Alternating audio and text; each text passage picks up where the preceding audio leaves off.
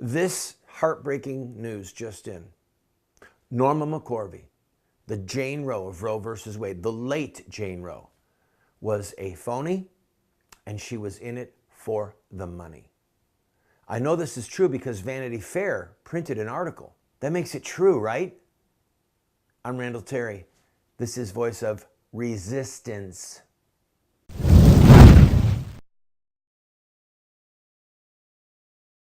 Welcome to today's program, friend. It is with heavy heart that I fake news this to you. All right, let's just be totally honest. By the way, for those of you who join me like, what's wrong with Randall? Broken finger, beard, hair growing long because I'm going to be in a movie soon, wound on the hand, grinding stumps. The end about me. Let's talk about Norma McCorvey. All right. I'm going to read to you some quotes from Vanity Fair. These quotes were in a story written by a New York Times journalist, a Vanity Fair journalist named Joshua Prager. These are quotes about Norma McCorvey that he had in a story written in 2013. He did another story in 2017, just before Norma died, in which he said that the secret heroine, the true hero, the female hero, the heroine of Roe versus Wade was Linda Coffey, the lesbian attorney. Now, if you're in the mainstream, main fake news, and you read something that's bylined Vanity Fair or New York Times, then it's true. You believe it. All right? Even if it's garbage, you'll swallow it hook, line, and sinker. And what's omitted by the New York Times or by the Vanity Fair, you don't even know exists. Because you go to those cesspools as your media source. Now, for those of you who don't know, I was a friend of Norma McCorvey's, okay? We hung out together. We traveled all over the country together. She stayed in my house for a month, right? We were close friends. And she died in February. Then I started to do some research, and then I realized she was a fake. She was a phony. I mean, Vanity Fair tells me so. Listen to these quotes, because I'm ticked. I'm going to be honest with you. I'm ticked at the Vanity Fair, and there's something else coming. Just remember this. While I read these quotes to you, remember, this man, Joshua Prager, is writing a book on Norma right now, and her family, and her life. What do you think the book's going to be like when you listen to these quotes? This is all from his story, exactly quoted. She's a phony. But in truth, McCorvey has long been less pro-choice or pro-life than pro-Norma. And she has played Jane Roe every which way, venturing far from the original script to wring a living from the issue that has come to define her existence. So, what does that say? It's about the money. She's not pro-life. She's not pro-choice. She's pro-Norma. She's wringing a living from it. Then they had a slur in there. When I knew her, she was cashing checks at the 7-Eleven. Again, implying she was a vagabond. This is all about money. Now, Gloria Allred, for this next quote, she is a pro-abortion attorney. You've seen pictures of her with Norma. This is what Gloria Allred said. There was something else in it for Norma McCorvey. This is regarding her conversion. Something practical.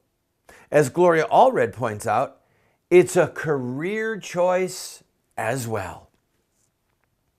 Her conversion, her coming to Jesus, becoming pro-life, fighting Roe versus Wade, well, that was a career choice as well. Something very practical. I was playing for the New York Giants. I got traded to the San Francisco 49ers. It's a career choice. I used to cheer for the AFC, play for them. Now I cheer for and play for the NFC. Here's another quote.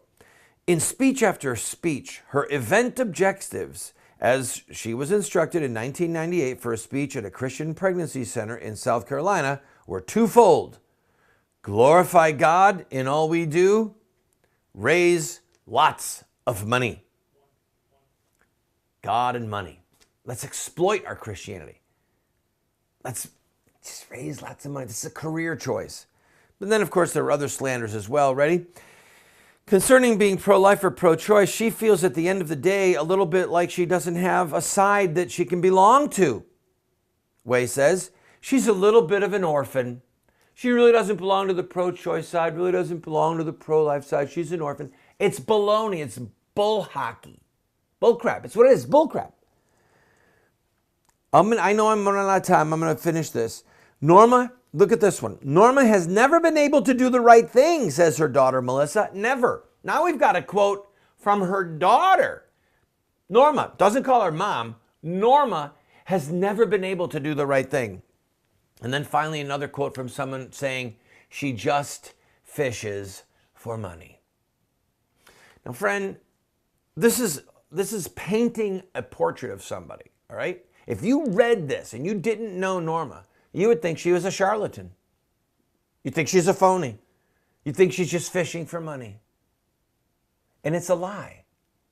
But it was printed in Vanity Fair. And this man is writing a book on Norma right now. What do you think that book's going to say? I mean, the man's got an agenda. He's a pro board. He's got an agenda. And when this book comes out, he'll be on the talk shows, he'll be on cable news. Oh, how wonderful that we really learn about this woman's life. It's based on hostility towards Christianity, hostility towards Jesus. We're doing a documentary on her. I've got to take a break. I'm over my time. We're doing a documentary on Norma to show her faith was real. I'm going to play some clips for you from the documentary. Please don't go away. I'll be right back.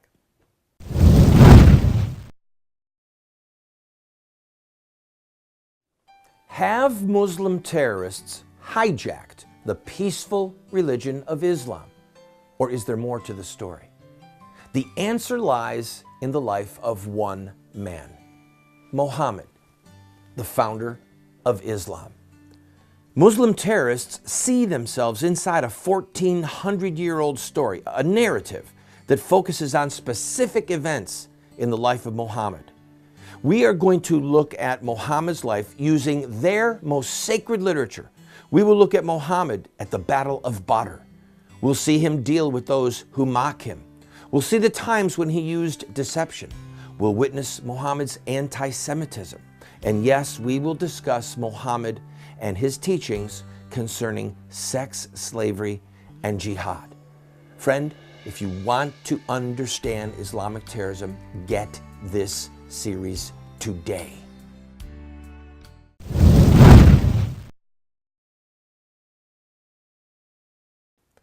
Friend, the Bible says, do unto others as you would have them do unto you. Norma McCorvey was a Christian. She loved Jesus. She hated abortion. She had a lot of issues in her life. Believe me, I know. But she was a true believer.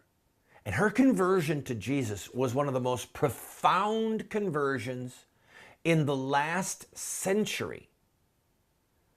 Some of you remember the hymn, Amazing Grace? No, wait. Everybody listening to the sound of my voice knows the hymn, Amazing Grace. Written by John Newton, okay? In the early 1800s.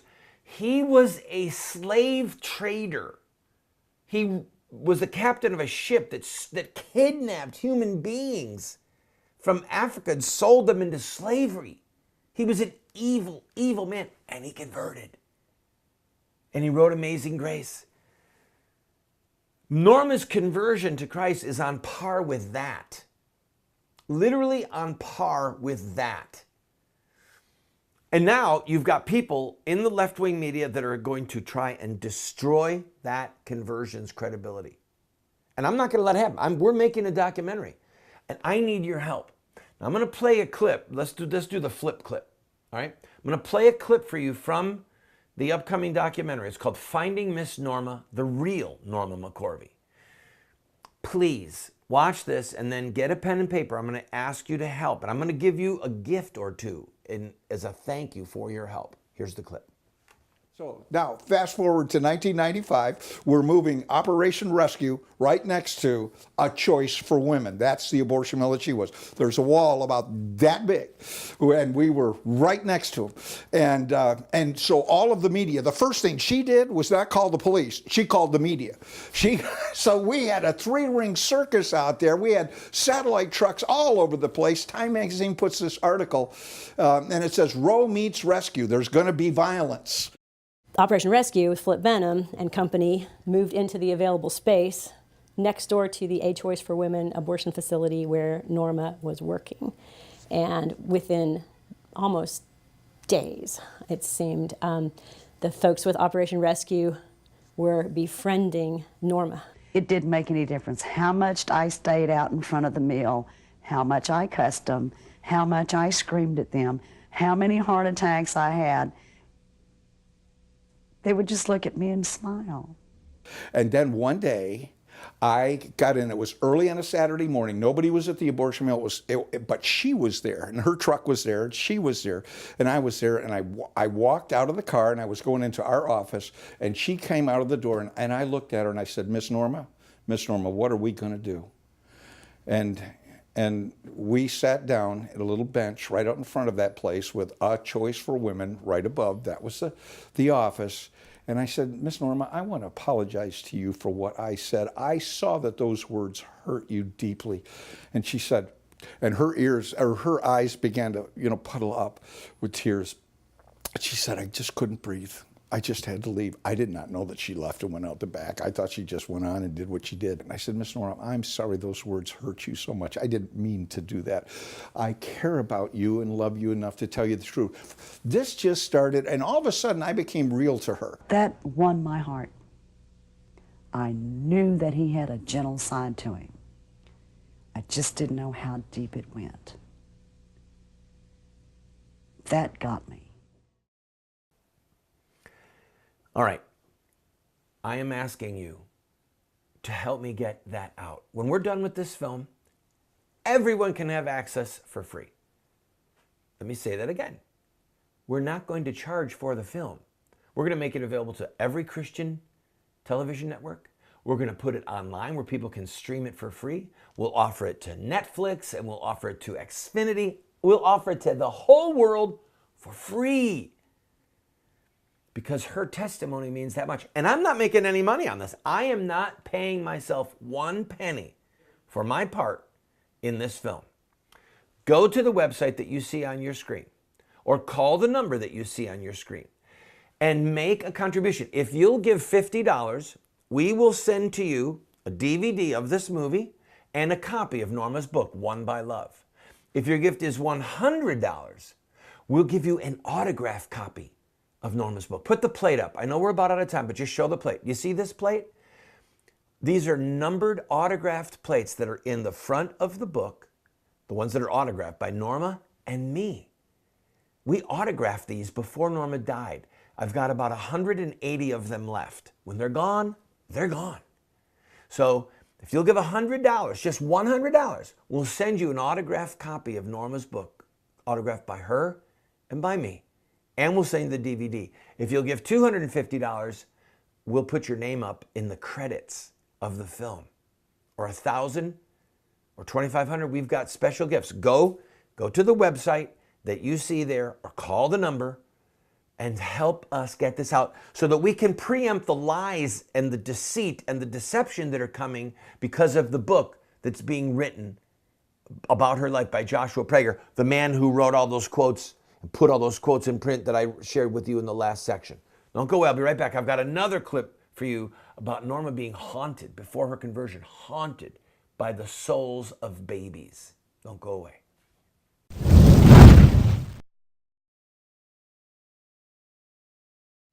Many people who watch this program love it. They want to support us financially, but they really aren't interested in books or tapes. So we've got something for you to wear, something for you to give to your dad or your brother or your brother-in-law. It's a hat. If Donald Trump can do it, why can't we? Protect the unborn. Voice of resistance. If we are going to make America great again, we are going to have to stop the slaughter of unborn babies. So for those of you who enjoy wearing ball caps, those of you who have someone in your life that is a diehard pro-lifer and enjoys wearing a ball cap, you can make a statement for the unborn, you can talk about this television show, and you can help us financially. $25. Call 304-289-3700. That's 304-289-3700.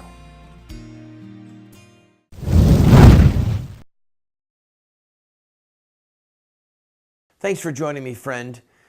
If somebody said about your life after you died, they weren't a Christian, they were just a phony. They were in it for the money. What would you want your friends and family to do? You'd want them to say, no, they were a Christian. They meant it. They had genuine faith in Jesus. That's why we're doing this film. Because there are people that are attacking Norma after her death. Her conversion was so profound, had so much impact, that the devil himself hated this woman, tried to destroy her life. And he hates her even after she left this life in the arms of Jesus. When Norma was alive, before her conversion especially, she said that she could hear the sound of feet running down the hall in the abortion mill where she worked. She worked in several abortion mills before her conversion. It's horrifying. Listen to, this is all going to be in the film. We're going to tell Norma's story. I mean, she was violently abused as a child. She was raped as a teenager repeatedly. She had a horrible drug addiction. She was a drug pusher. It's all going to come out in the story. But we're going to show that her conversion was real. So watch this clip. Just watch this. This is in the movie. This is what I really loved, everybody loved about Norma, was her humanity. But she was raw. She was raw in her humanity. She loved to be sensational. She loved to be shocking. She loved to be contrary. One time, Norma showed up with 3 big bags full of clothes from the local department store. And that bag of clothes with all that glitz, to be loved is all you really want in life. And she did that for me as a friend. People paint a picture of a woman, a combative, wounded, tender, vulnerable, feisty, and at points, haunted woman. In the abortion mill, she had this eerie feeling. She never wanted to go back there where the freezer was, where body parts were kept. She felt like the freezer was going to open, and like the baby would pull her in there, and the door would be slammed shut, and she'd be in the cold freezer. Got to spend very precious moments with Norma her last days. We were praying the rosary at her bedside. She was looking and seeing something or someone. She went from, where are the babies? She's concerned about the babies. Where are the babies? To, look at all the babies. Norma said this. Far beyond that of the woman portrayed in books or articles or 2-minute TV interviews, this is a story about the Norma we knew before and after her conversion. Ladies and gentlemen, Norma McCorvey.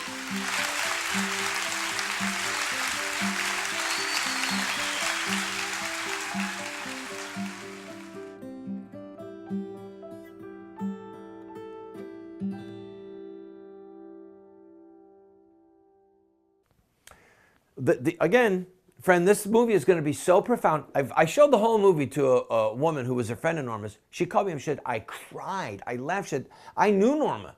There were things about her I didn't even know that I learned in this film. So friend, go to the website that you see on your screen, please, or call the number 304-289-3700. Call right now. We've got an operator there. By the way, thank you to the 2 men who called last night. One gave $250, one gave $1,000. We need to raise over $40,000 to finish this movie. And if you'll give a gift of $100, put the plate up one more time. We will send to you a copy of Norma's book with a plate in there, an autographed numbered collector edition, signed by Norma and me. We've got about 180 of them left, and when they're gone, they're gone. This is an opportunity for you to have an heirloom, okay, a piece of history, and to help defend Norma's testimony like you would want someone to do for you if you died, and then people were saying, he was a phony, she was a fake, she was in it for the money.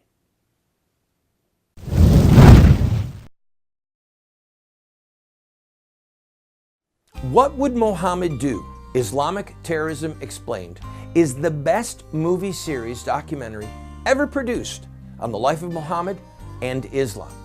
How do I know? Because it's what critics are saying. John Moore, radio host and author, said, "I learned more from what would Muhammad do about Islam and Islamic terrorism than I've learned from everything I ever read and watched in my entire life." Best-selling author Dr. Bill Warner said, "What Would Muhammad Do is the best movie series, TV production on the life of Muhammad and Islamic terrorism that has ever been produced." Friends, this is what the experts are saying. No one has ever done what we've done. I encourage you to get 1, 2, 4 copies. Call 304-289-3700. That's 304-289-3700, or order it at the address or the website that you see on the screen. Friend, I want to talk to two distinct groups of people: those who can make a contribution and those who need a scholarship. This program takes money, and I'm asking those of you who can make a contribution to help us. But you're not just supporting this show, you're supporting people who want access to this information, and guess what? We give it to them for free. You can get my writings on Islam. You can get my book, A Humble Plea. You can get multiple teaching series on how to do a press conference, how to run for office, how to be a public advocate. Go to our website. We've got shows reaching all the way back to 2010, which are cataloged by topic. So, for those of you who can help us with this broadcast, please make a contribution. The rest of you, go to the website. The stuff is for free. And if you want to call in your contribution, call 304-289-3700.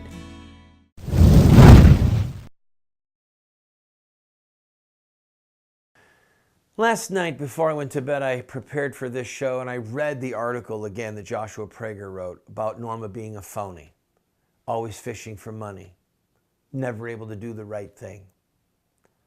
Written by a man who's not a believer in God, pro-abortion. He's got an agenda. And it was very clever writing and very deceitful, because I knew some of the people that he was interviewing. But it's still the Vanity Fair. He's still a New York Times journalist. And when he releases this book that's coming up, it's going to be a hit piece on Norma. It's going to discredit her. And I woke up this morning and I was genuinely upset. I was upset because I thought, pro-life leaders, I've got pro-life leaders around the country, and I'm saying, hey, we're doing this, please help. And, well, it's not that big a deal, Randall. We know that her conversion was real. No, listen to me. We have to safeguard her memory. We have to get this out before this book comes out and besmirches her character. That's why I'm doing it. And if it doesn't matter to some of my pro-life leader friends, then so be it. But it matters to me, and I think it matters to Norma, and I'm certain that it matters to the Lord. I believe that God wants her testimony preserved. I believe it. That's why I'm doing this. So I'm asking you for help. It matters. Her conversion on an epic social political scale, all right, was one of the most profound, impactful conversions in the last 100 years. Think about it. The Jane Roe of Roe versus Wade, the hideous demonic decision that brought child killing, converted to Jesus. Most people don't know anything about her story. There's just little 1 and 2 minute snippets out there. And so after she died, I went to her funeral and I interviewed 10 people who all knew her. I knew her. And we brought stories to the table that no one else has. I'm asking you to help us get this film finished and get it out. Please, please give 50 or 100 or 250. And we have gifts that we'll send you. If you just give $50, we'll send you the movie when it's done on a DVD. We'll send you a copy of Norma's book, Won by Love. If you'll give $100, that book will be an autograph book, a collector's piece, autographed by Norma and me. Put that picture up one more time. These are the plates that are in those books, and we've only got about 180 of them left. When they're gone, they're gone. That's it. The number is 304-289-3700. You see the website. Go there, make a contribution, protect Norma's testimony for Christ like you would want somebody to protect your testimony for Christ. and help me get this film out before this hit piece comes out on her. Please. God bless you.